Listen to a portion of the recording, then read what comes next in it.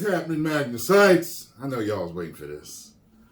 Before I jump on this, I gotta say, is Tom Cruise the only actor in Hollywood that is not required to woke up his content, his movies? I mean, Maverick, Dead Reckoning, both not woke. And they were great. Both great movies. He must have some type of power or pull in Hollywood that is unlike anyone's, because he didn't have to woke his stuff up. Keep doing what you're doing. I noticed he thanked us in the beginning of the movie, just like he did in the beginning of Maverick. He knows what to do. Whether he believes in it or not, I like the fact that he is catering to what makes films great, to what pleases the audiences. I love that fact. So, he could be in the back of his head all woked up. But the fact that he gives us great entertainment, see, it's a great thing when an actor or celebrity doesn't push their personal views on you. You don't have to do that. So he can be woke all he wants if he actually is. I don't know whether he is or isn't. I don't know him. But the fact that he caters to his fans and gives us what we really want, Disney, Marvel, Lucasfilm, DC, they can all, and all the rest of them can all learn from that. Now, let's get on with the drink, shall we? Let's see. This should be a good review. And them both liked it, I can tell. Truly, movie franchises these days are like wine. Some of them will turn slowly to vinegar as the years pass, leaving a sour and unpleasant taste in the mouth. They can. Others will get horribly corked and end up with the nauseating palate of wet dog mixed with barbecued roadkill. But then there's a precious few composed of just the right combination of elements that actually improve with age. Case in point, the Mission Impossible franchise that began way back in 1996, a time when the PlayStation 1 was the pinnacle of technology, a year after Girls I got out of high school, charts, and Disney was still a wholesome, family-friendly company making quality animated movies. I forgot about that. Now, it could have been just another forgettable 90s Tom Cruise action flick, but the Mission Impossible movies just kept coming, and despite a few missteps, the series eventually found its groove and blossomed into one of the best action franchises of the 21st century, consistently delivering complex storylines and death-defying action sequences, each one striving to outdo its predecessor. Which brings me neatly along to Mission Impossible Dead Reckoning, a film saddled with an absolute ton of expectation and hype, delayed multiple times by a difficult production schedule, and given the tough job of trying to salvage what's rapidly turning into a disastrous summer blockbuster season. But does it actually succeed? Does it live up to the standards of its predecessors? Does it deliver the action and tight storylines that we expect from a Mission Impossible flick? Does a 60-year-old Tom Cruise still have the staying power to cut it as a top-level action star? Tom Cruise just rode a motorcycle off a cliff 6 times today. Wow. I think I can hold to the bike a little longer.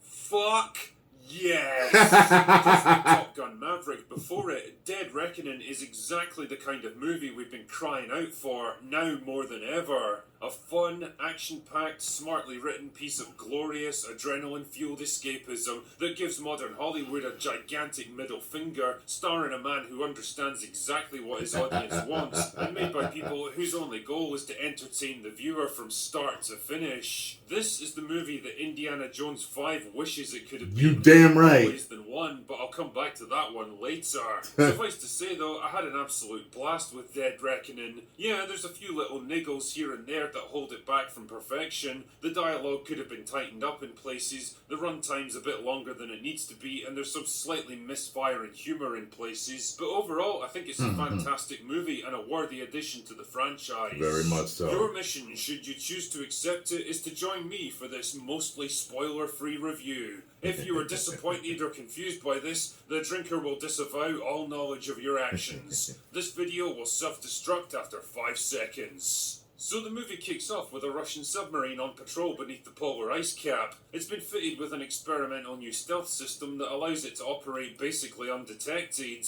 Unfortunately, the system goes rogue and tricks them into launching a torpedo attack against themselves, ultimately sinking the boat and leaving the two halves of the system access key floating amongst the dead bodies. This is when we pick up with our main man, Ethan Hunt, who's been assigned to track down both halves of the key. You know, it's really quite lucky that all those dead bodies happen to float to the surface instead of being trapped inside the hull of the submarine forever. It's even more lucky that they somehow broke through the ice pack above them instead of getting eaten by marine predators. It's even luckier still that the two halves of the key happen to be physically kept on the two most senior officers instead of locked inside a safe deep in the ship.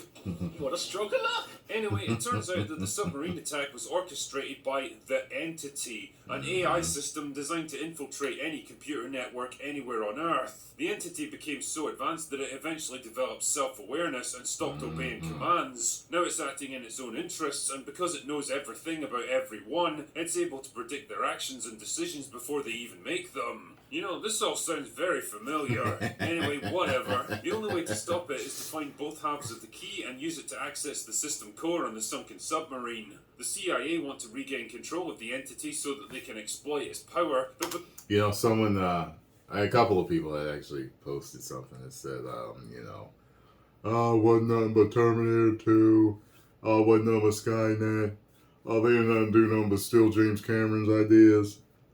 Let me tell you something. Hollywood is nothing but the same stories told over and over and over again. I personally, as a fan, don't care.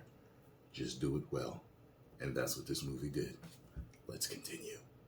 because Ethan's already watched 2001: A Space Odyssey, The Terminator, The Matrix, Metropolis, iRobot, Blade Runner, Westworld, and Age of Ultron, he reckons it's probably better to just destroy it. So he steals half the key, goes rogue, and launches his own mission. Their first objective is in Abu Dhabi, where they have to intercept the other half of the key, and this is where things get a little complicated. Not only does Ethan have to locate the seller, but he also has to contend with Grace, an international thief hired to steal the key. There's also Gabriel, a ruthless terrorist working on behalf of the Entity with dreams of taking over the entire world. Yeah, and there's also a government task force dispatched to hunt that Ethan part down. in the... Oh yeah, and the Entity itself... You guys are gonna love the whole thing in the airport. You're gonna love that. even pitches in by fucking with their technology to slow him down. Needless to say, wacky shenanigans ensue, Yes, and they do. Ethan reluctantly ends up working with Grace to recover both halves of the key and save the world. But will they be able to stay one step ahead of their enemies? I'm gonna have to go Will see Ethan this lose in sight of his mission in order to settle a 40X. personal grudge against Gabriel? I don't go see movies in 40X anymore because most of the time they're not worth it. I used to go every time. Every thing that Disney did was definitely, Disney or DC, was definitely all 40X. Any action movies, anything. I no longer care anymore. I go to see the normal matinee, and if it's great, then I'll go back and see it in 40X. Because it's not worth it anymore with all the wokeisms in these movies, what they're doing today. So, and will they all survive until the ends? I said before that Dead Reckoning feels very much like the movie that Indiana Jones 5 wishes it could have been, especially at the box office. But when you break them down in story terms, they actually have quite a lot in common. An aging male protagonist has to join forces with a feisty, untrustworthy younger woman in a globe-trotting, action-packed race against time to recover two halves of a dangerous MacGuffin that could change the future of humanity if it falls in the wrong hands. but I must say, they didn't focus on him being older. I think that they did that with Indiana Jones, though. You know what I mean? The devil, though, is in the detail, and the execution here is what makes one movie a how you do compelling, it. fun, That's and right. well-constructed action flick, and the other a big steaming pile of elephant shit. For a start, there's the protagonist. Whereas Indiana Jones was just another burned-out, pathetic old loser who just wanted to die, like every other legacy hero in Lucasfilm projects, Ethan Hunt is still very much at the top of his game, able to run and fight and kick ass with the best of them. Yeah, you could probably put that down to Tom Cruise and his ego refusing to step aside and make way for the next generation, but fuck it, why should he? Damn right, because he's the only one doing it right now. Just like with Maverick, he understands that what his fans really want to see is their favourite hero, slightly older and wiser perhaps, but still able to hold his own and be the unapologetic star of his own movie. Damn right. And believe me, he's happy to give it to them. Then there's the female sidekick. Grace, in a lot of ways, is pretty much the same character as Helena from Dial of Destiny, the only difference being that unlike Helena, she's actually likeable, realistically competent, flawed, human, charming, beautiful, charismatic, and played by an actress that was perfectly cast for the role. Honestly, I'm so happy to see Hayley Atwell finally get a high-profile role outside of shitty MCU cameos. Oh, I could do this all day. And she definitely makes an impact here. Whereas Phoebe Waller-Bridge came across as gratingly smug, condescending, charmless and insufferable, Atwell's performance is seductive, effortless and confident. You never get the sense that she's trying to overshadow Cruise, Nope. and the script never tries to elevate her above him. Nope. What a crazy notion in a modern movie. Then there's the MacGuffin at the... By the way, I can't believe they're going to make her Lara Croft. Are you...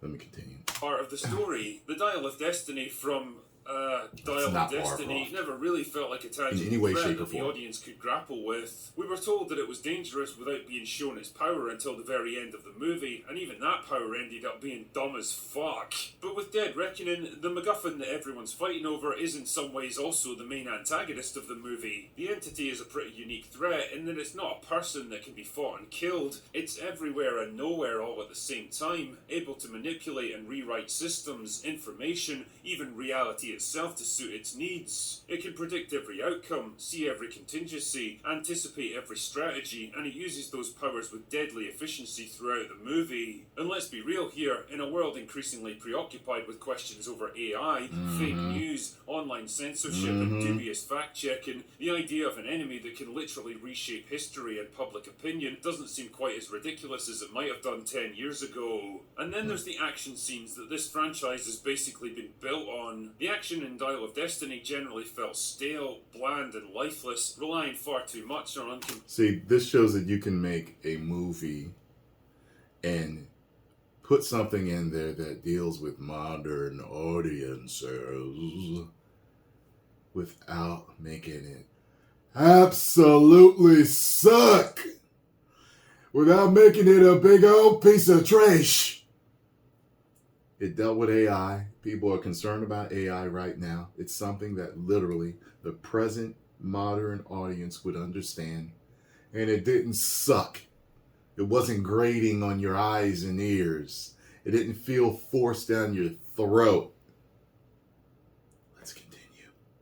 convincing CGI and dodgy stunt doubles, but the fights and set pieces of Dead Reckoning feel infinitely more real and impactful because for the most part, well, they are. Everyone knows by now about Cruise's insistence on doing his own stunts, sometimes to his detriment, and you can call it a dick-waving contest if you want, but that kind of shit matters. Taking pride in your work and being willing to take risks to deliver a better experience for your audience matters. The tuk-tuk chase in Indy 5 bored me to tears because it was painfully obvious the whole thing was nothing but green screens and CGI, but an equally long chase sequence in Dead Reckoning was actually shot with real vehicles in real locations, and it shows. Now, is this movie completely perfect? Of course it isn't. I mentioned before that the dialogue feels kind of stilted and clunky at times, spelling out things that we could already infer from what we've just seen, and taking longer than necessary to get to the point. The film clocks in at 2 hours and 43 minutes, which I've got to admit was about 20 minutes too long for me. Not that I was bored as such, but I was definitely ready for it to end. Having multiple factions going after the same objective and coming into conflict with each other is a pretty good concept that's driven plenty of movies like this in the past. past, but there's times when the script gets so convoluted with shocking revelations, double crosses, new alliances and betrayals that it becomes difficult to keep track of who's working for who and why. And I don't know if this was a result of COVID restrictions during shooting, but it kind of feels like Benji and Luther get sidelined for the bulk of the film. Maybe because they were such a big part of previous movies, their lack of screen time here just feels kind of weird, especially Ving Rhames, who talks and acts like his scenes were filmed in a completely different time and place. The fact that he's almost always sitting down and straight up says that he's going to have to shut himself away from everyone else to focus on his work actually had me worried that the actor's got some kind of health issues going on. Hopefully I'm wrong on that one and it was just some weird editing. He has gotten thicker over the years. There's also some slightly off-kilter attempts to work jokes and humour into certain scenes, a lot of which don't land nearly as well as they were supposed to. Sometimes it even interferes in actual dramatic moments, like a character about to be executed will get miraculously saved by Tom Cruise randomly blasting through the window in a parachute, and in a movie as intricate... I thought that worked. I was laughing my ass off when that happened. I really was. That worked for me. plotted as this, moments like that just feel kind of cheap. Now don't get me wrong, it's nowhere near as pervasive and obnoxious as the Marvel movies, but just like the excessive runtime and clunky dialogue, it did point to a script that's not quite... And as you see, he felt the runtime, I didn't.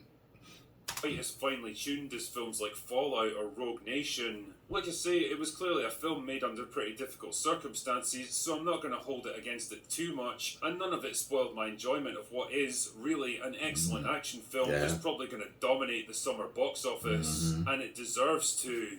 Yes, and I hope it gets to 1 billion, just like Maverick did. Anyway, that's all I've got for today.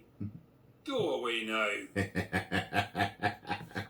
You know, I had actually thought about whether I wanted to do this or not, because I really prefer when he hates a movie. I laugh a whole lot more. But I was like, I gotta do this one. So, keep doing what you're doing, Drinker. Make sure you guys get over there and subscribe to him. And, yeah, go see it, man. It's a great movie. It is a great action flick. Period. Point blank. 10 million subscribers. Woo!